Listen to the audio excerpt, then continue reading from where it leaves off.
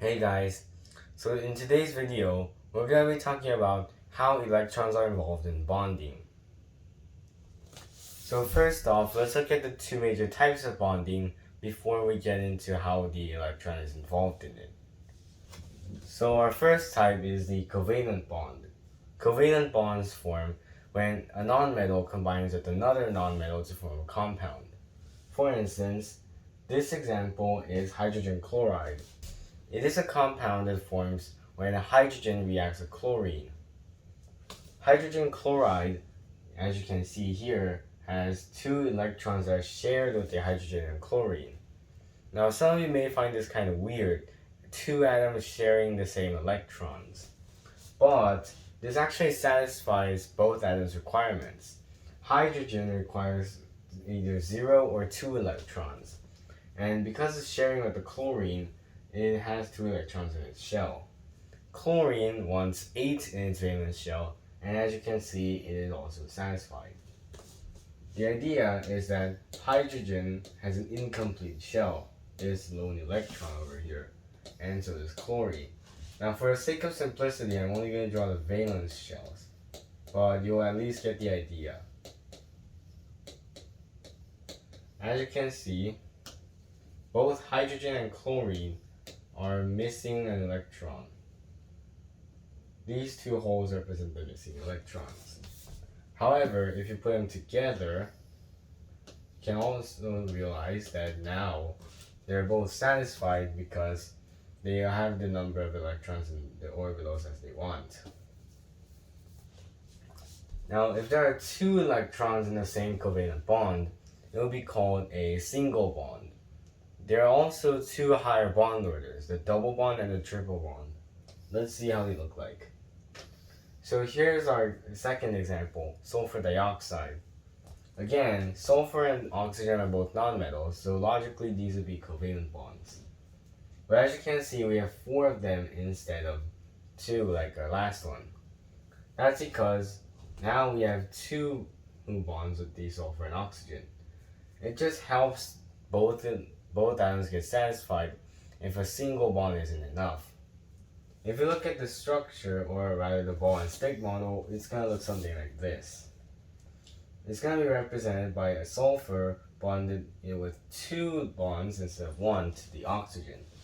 Same to here. Now let's also look at triple bonds.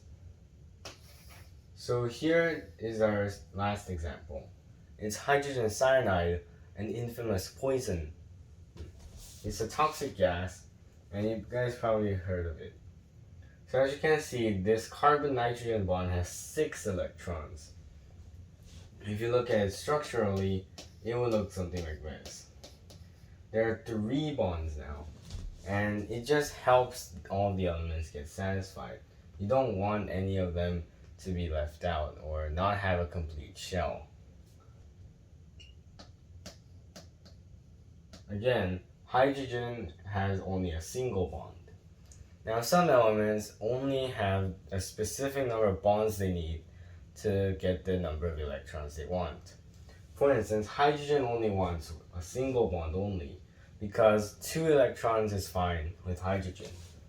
For oxygen, you only need 2 bonds, nitrogen 3, and carbon requires 4. Now let's look at our second type of bonding, ionic bonding. It's what forms when a metal and a nonmetal combine to form a salt. They form ions, a metal cation and a non-metal anion, which get attracted to each other because, as you all know, opposites attract. Here's an example of potassium bromide, and it's what forms when potassium metal reacts with bromine. So when the reaction is done, we'll get potassium ions and bromide ions in a crystal lattice like this. Because, as you all know, again, opposites attract, the potassium ions will be attracted to the bromide, and bromide will be attracted to potassium. The 2 bromines over here repel, so the crystal lattice looks something like this. The ionic bond between the 2 can be very strong, but because if you move these crystals just 1 atom lower, and it would break because the anions would be touching each other. So it also makes an ionic crystal kind of fragile. You can also notice that when you crush a crystal of salt.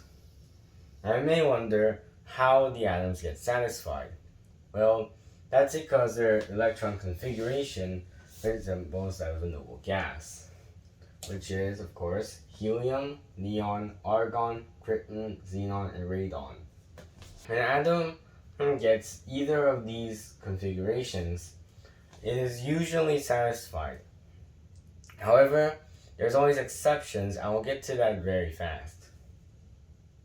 Let's look at an example where metals lose their electrons to form anions that are isoelectronic or has the same electron configuration as a noble gas. For instance, I have potassium here. Potassium, as you can see, has a 4s electron. However, this superscript of 1 really doesn't help. Also, to have a complete shell resembling a krypton, you're going to need a 3d and 4p electrons. And because of that, you may as well just throw away the 4s. So, potassium would throw away its 4s electrons, giving it to somebody else, to form potassium ions, which lack a 4s electron. I'm going to put dashed lines so you can know that it's not there anymore. However, this is exactly the same as argon's electron configuration. Both of them have 1s, 2s, and 3s electrons each, and both of them have 6 2p and 3p electrons. So therefore, potassium 1 plus is stable, and potassium would definitely want to become that. Let's look at another example, aluminum. Now sometimes when a metal was kinda further right on the periodic table, it would also want to give away its p electrons as well. For aluminum, you can see that we have 3s and 3p present.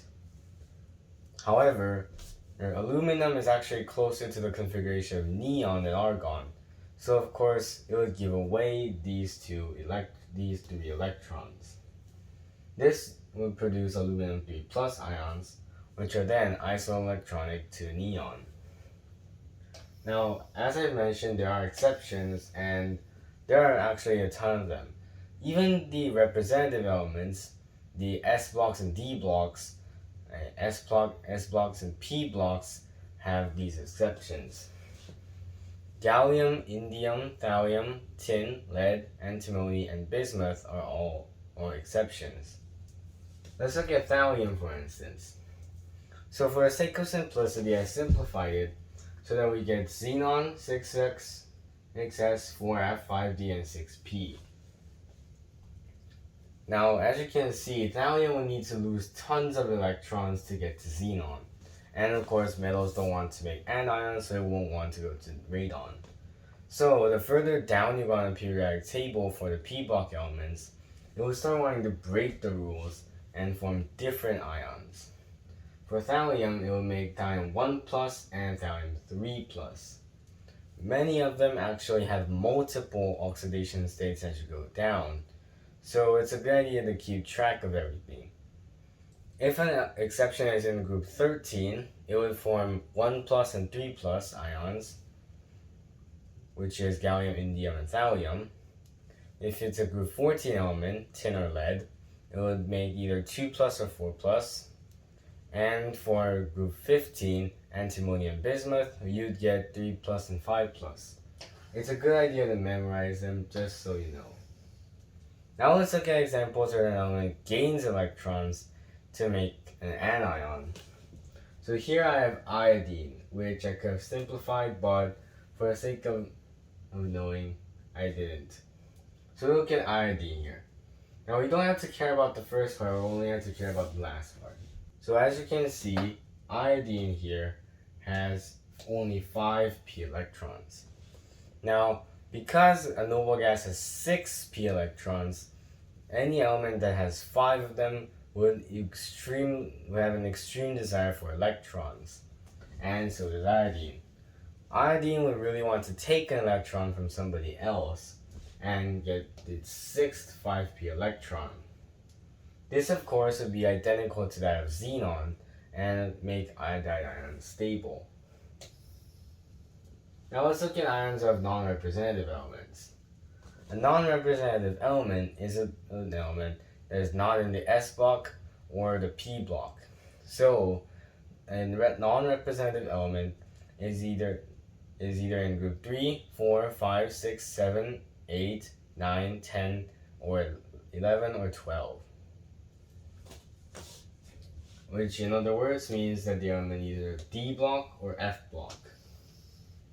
A good example of a non-representative element is iron. You see, non-representative elements do not want to make the noble gas configuration because 99% of the time it would be a big pain to remove all those electrons. So for someone like iron, it would be much more convenient to make some other ion that's also quite stable. Most of the time, it will not make a noble gas configuration. So let's look at iron now. 1s, 2s electrons, 6, 2p, 2, 3s, 6, 3p, and 2, 4s electrons, as well as 6, 3d electrons. Now, when iron gets oxidized to iron 2 for some reason, like say the reaction with acid, these 4s electrons will get kicked off first to make iron 2 plus ions, which is this. However, some transition metals would prefer to have only 5d electrons for stability, and that's why iron 3 is also present as well. When a strong oxidizer is added to oxidized iron 2 to iron 3, this 6th d electron is kicked off and makes this configuration right here. And because of that, and many different non-representative elements can have rather confusing electron configurations. And that was how the electron is involved in bonding and in monoatomic ions. Thanks for watching and see you in our next AP Chemistry videos. Bye!